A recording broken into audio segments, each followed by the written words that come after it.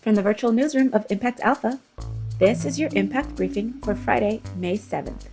I'm Monique Aiken. Today, I'm joined by Impact Alpha's David Bank to talk generational inheritance, politics, history, and leadership.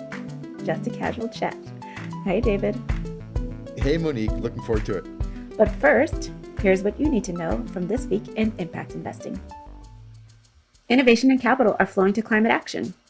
Breakthrough Energy Ventures back the sustainable cement and concrete startup Solidia Technologies. Energy X in Puerto Rico raised $20 million to produce lithium, key to batteries for electric vehicles, more sustainably. Its technology uses only 1/10 the water of current mining techniques. And the latest convert to clean energy, NCAP Investment, the oil and gas investor in Houston. They flipped to clean energy for the first time in their latest fund and raised $1.2 billion. They have already made 5 investments in battery storage, distributed energy, and utility-scale wind and solar. Carval investors in Minneapolis raised almost $500 million for solar and storage. Also in Minneapolis, investors are collaborating to back community development financial institutions, or CDFIs, with 2 new funds.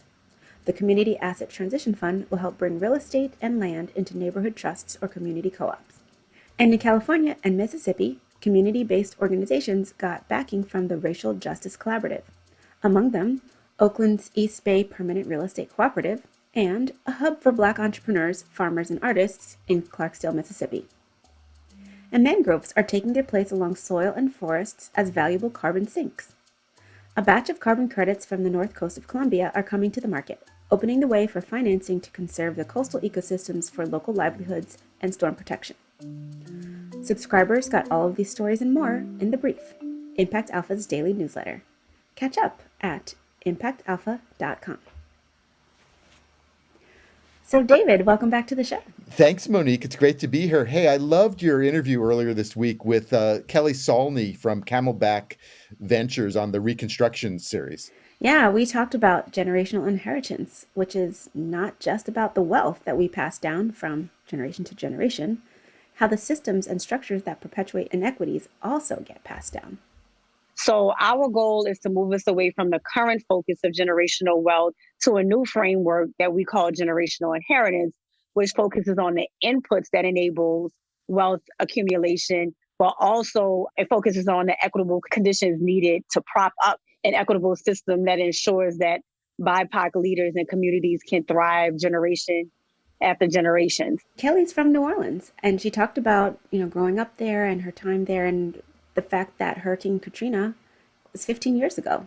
A newborn, born the year of the hurricane, is now 15 years old. So what is the inheritance that they've received in New Orleans? Like, what's the school system that they've inherited in New Orleans? As we think about the way that disaster is still reverberating there in New Orleans, what does that tell us about how we're living and responding to this current global crisis?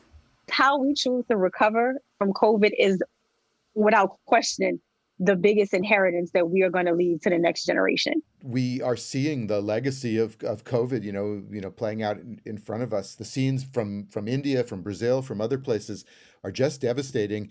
And, how this plays out, I think we don't quite know. I think one of the things that's interesting is we're seeing as people have to step up to fill the void left by, in many cases, sort of misgovernance. Just a lot of innovation, a lot of popular kind of solidarity, but whether that can overcome the odds here, I don't think we know that yet.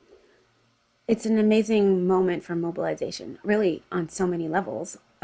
We started talking about democratic mobilization last fall in the United States context. But when we think about how people are responding to these current crises around the world and still here in the States, we're maybe on the path out with vaccination, but there's fits and starts and hesitancy. And, when we think about what we need to reimagine today, and we think about the amount of capital flowing from government and other sources in this moment of reconstruction as we reconnect with our common humanity and think through how we're going to do the next normal coming out of COVID and the economic dislocation that it wrought.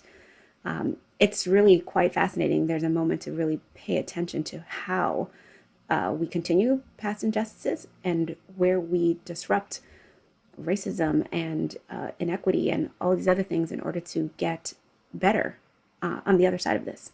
Well, we and obviously many others were reflecting on the 100-day mark of the Biden administration, which has become kind of obviously a sort of a milestone. And we had Carmen Rojas, who you had on the Reconstruction podcast a little bit ago, giving her a little bit glass half full, glass half empty, obviously celebrating the ambition that is being shown in many cases. And I kind of want to pick up on that. I mean, there's still obviously plenty of work to be done, and plenty of policy battles to be fought, but the ambition that is underway, and as you said, the mobilization, I think bears a kind of exclamation point on it. It's not only the $6 trillion that's sort of at play in the various bills. It's kind of the notion that that a new system will be born out of this disruption. I mean, we've talked about the Reconstruction a lot, with a period after the Civil War, a lot of possibilities and innovation, many of which got squelched. The other great period of innovation historically is the New Deal, and people are thinking that this is a kind of New Deal, and it really could be a New Deal, like a New Deal between for workers, a New Deal for communities, a New Deal for Black people, and a kind of a New Deal for the economy, a kind of a reimagining of the rules. Maybe we have a new social contract in the offing that is focused on outcomes that actually make the opportunity to thrive available to everyone. And in that transition, we focus on sustainability and the climate. And if we do it right, maybe we'll actually get it right this time. It is kind of like there is this kind of historical moment that calls. We've talked about leaderships in India, in Brazil, in our country. We've talked about democracy, as you said, in Georgia, and the mobilization required, all year long, and in all places. And it's also the mobilization, as we talk a lot in Impact Alpha, of agents of impact, the investors, entrepreneurs, all kinds of the people who are listening to this podcast. It really is a time to step up and make this moment count, I think this moment is about leadership on every level, our personal lives, as well as to get the system, reconstructed in the way that we need. And it's in times of crisis, when leaders are tested, that we see what we're made of. Well, thank you for your leadership, Monique.